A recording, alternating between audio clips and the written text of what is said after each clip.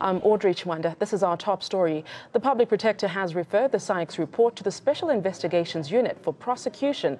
The Sykes report details illegal apartheid-era loans made to Bancorp, which Absa later acquired.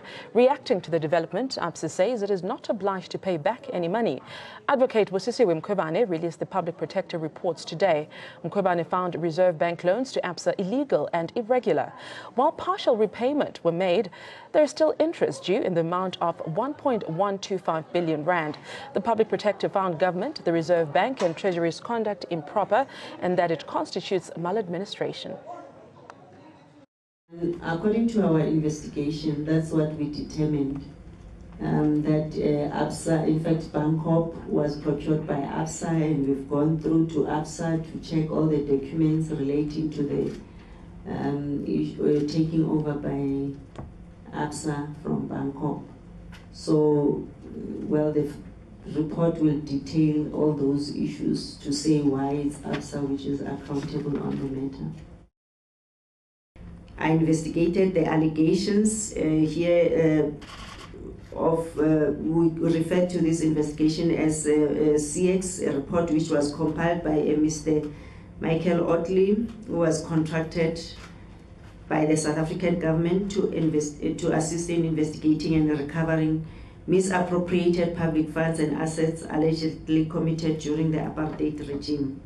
The complainant was Advocate Paul Hoffman, who alleged that a memorandum of agreement was signed between Billy Masetla on behalf of the government of the Republic of South Africa and Mr. Michael Otley on behalf of CX in October 1997, allowing CX to investigate and recover public funds on behalf of the government.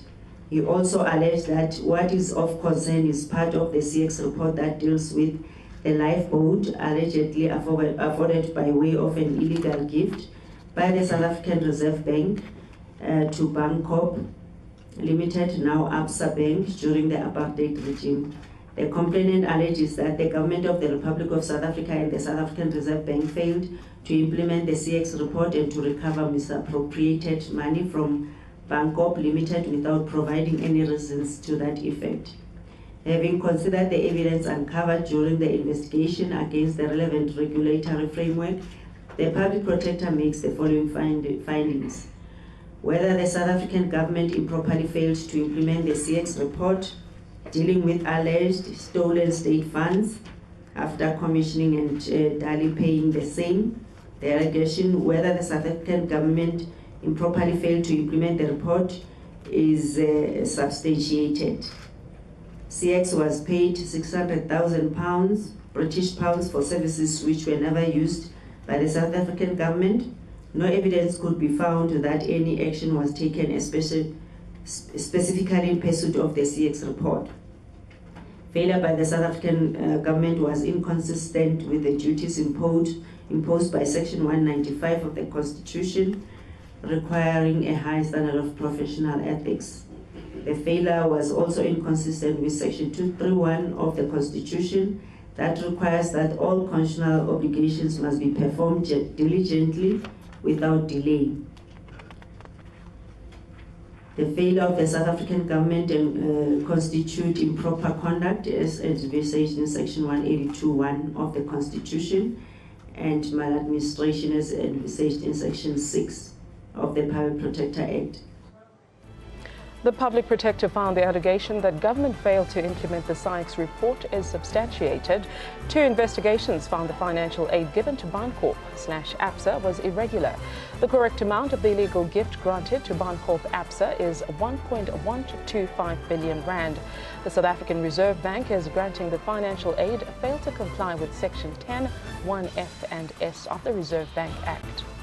The Finance Ministry further failed in its duty to ensure SARB compliance with Section 37 of the Reserve Bank Act, and the actions by government and the Reserve Bank constitute improper conduct and maladministration.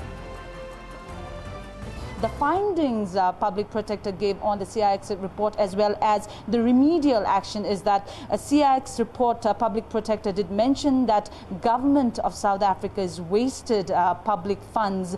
She said that the SA government wasted money as far as the CIX report is concerned because it was never implemented. She also said that amount of 600,000 British pound on services was never used by the South African government. In total, she went to specify that in total the correct amount of the illegal gift granted to Bancorp or the Absa is in the amount of 1.1 billion rand.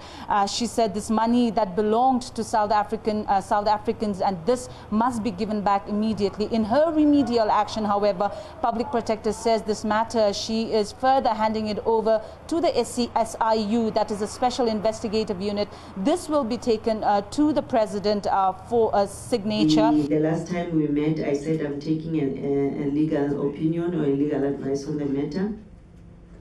Yes, we will be opposing the judicial review application, but I think you'd know that we're still finalizing the process of collating all the evidence which is needed or which the President required we avail in terms of Rule 53. And we were still finalizing the signature by various counsel on the confidentiality clause. So we are at that stage. We were very excited as Youth League. In actual sense, we were very vindicated because we had mobilized thousands of young people to go and march to Absa, because we strongly believed that Absa was supposed to pay back this apartheid debt loan, and now we have been proven correct. There had been a lot of critics who had came to us and said, this is not going to work, there are no reports to support our grounds. Today we are very much vindicated that the struggle that we waged has actually given fruit. Now all that is left is for Absa to do the right thing. Well, we'll monitor this very closely because we had even said that the money must be used towards the provision of free education. But this is an alarm to say that, look, there is a lot that white monopoly capital in South Africa has been doing that is wrong. It has obviously all along not been punished, but now they must be punished. So we'll monitor it closely in terms of its implementation. We know that a lot of attacks are going to be labeled against the Office of the Public Protector to try and steer her away from implementing what he has actually recommended.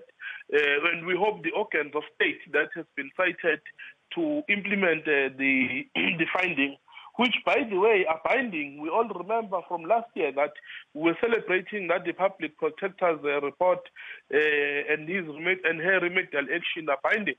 So such must be implemented. As Transform RSA, we are quite pleased with the report as well as the decision taken by the Public Protector to have the CX report be acknowledged as a key milestone in terms of assisting South Africa democracy going forward. The findings have been extremely brilliant in the sense that this is an issue that has been ongoing. And if you recall, last year we had a huge march. Ourselves as Transform RSA and BLF, we marched to the Public Protector, the then Public Protector, demanding that they should actually look into the misappropriation of funds which were received from Bancorp into Absa, and that funds must be actually brought back and be paid back to the government because it was, unduly paid. So Absa benefited unduly and in an irregular manner, and in this case, we made that demand that this money should be paid. So today is a celebration day for us as Transform RSA and our partners in that march, which is BLF, on the basis that we have now been exonerated, because every time we bring up actions of this nature, people want to question the intentions behind.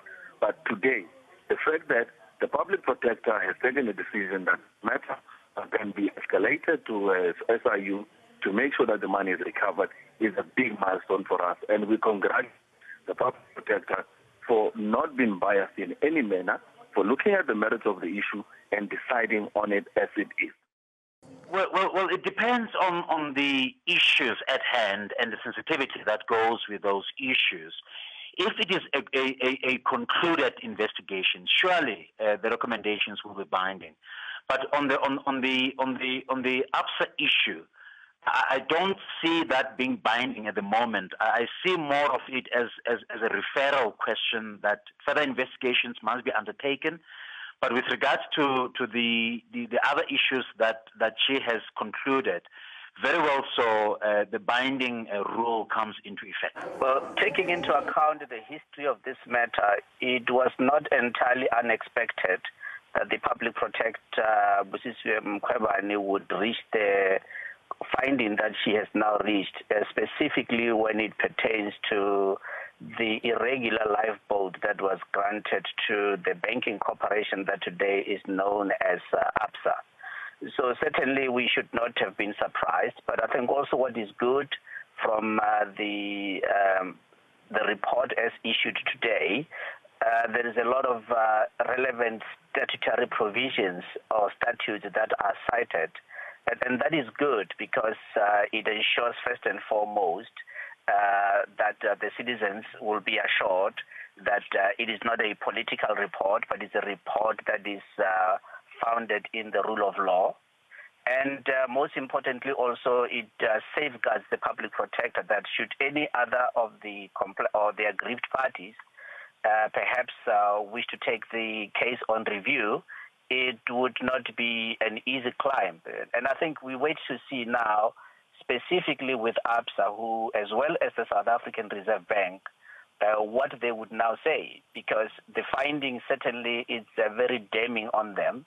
They should have seen the light much longer because they had the details before the South African public had the details. And the boards and the governors of these institutions, both Absa as well as the South African Reserve Bank, this cannot be an easy day for them because the finding certainly is damning, but not unexpected.